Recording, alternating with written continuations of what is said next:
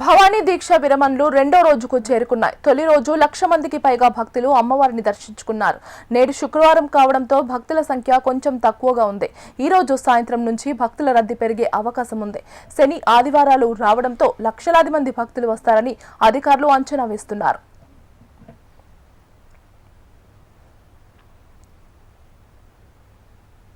ఇంద్రకీలాద్రి నుంచి మరింత సమాచారాన్ని మా ప్రతినిధి శ్యామ్ అందిస్తారు.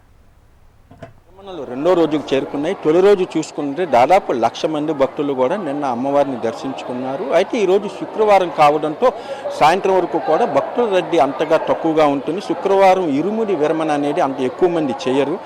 ఇక రేపటి నుంచి చూసుకున్నట్లయితే వీకెండ్ రావడం, శని ఆదివారాలు రావడంతో రేపటి నుంచి కూడా భక్తుల రద్దీ చాలా ఎక్కువగా ఉంటుందని కూడా అధికారులు అంచనా వేస్తున్నారు. అయితే ఈ సంవత్సరం అధికారులు చేసిన ఏర్పాట్లు ఎలా ఉన్నాయి, ప్రస్తుతం భవానీ భక్తులను అడిగి తెలుసుకుందాము. చెప్పండి, మీరు ఎక్కడి నుంచి వచ్చారండి? బళ్ళారి నుంచి వచ్చినామండి. ఎలా జరిగింది మీకు దర్శనం? చాలా బాగా జరిగింది. చెప్పండి అమ్మ, మీకు ఏర్పాట్లు ఎలా ఉన్నాయి ఇక్కడ? బాగుండేవి సార్, బాగా ఉండేవి. పోయిన సంవత్సరంకి ఈ సంవత్సరం బాగుంది భవాని. జై భవాని.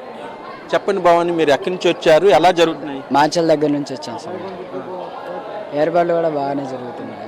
అంటే మీరు ఈ ఏదైతే గిరి ప్రదక్షిణ చేశారు, మీరు చేశాం సార్. గిరి రోడ్లు అన్ని ఎలా ఉన్నాయి? బాగానే ఉన్నాయి సార్.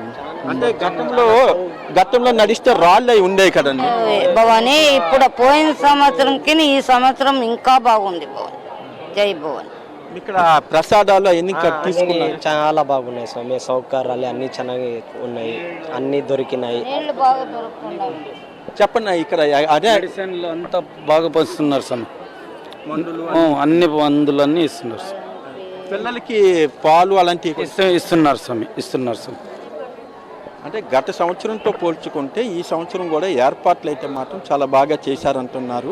ప్రధానంగా చూసుకుంటే అడుగడుగున ఏదైతే గిరి ప్రదక్షిణ మొత్తం ఉందో ఈ 14 కిలోమీటర్లు, ఆ గిరి ప్రదక్షిణ కూడా రోడ్లు కానివ్వండి, లేకపోతే అడుగడుగున అమ్మవారి జలప్రసాదం కానివ్వండి, అదేవిధంగా పిల్లలకి పాలు, అలాగే ముఖ్యంగా చిన్నపిల్లలు తప్పిపోకుండా కూడా ఈ ట్యాగ్ అనేది ఏర్పాటు చేస్తున్నారు.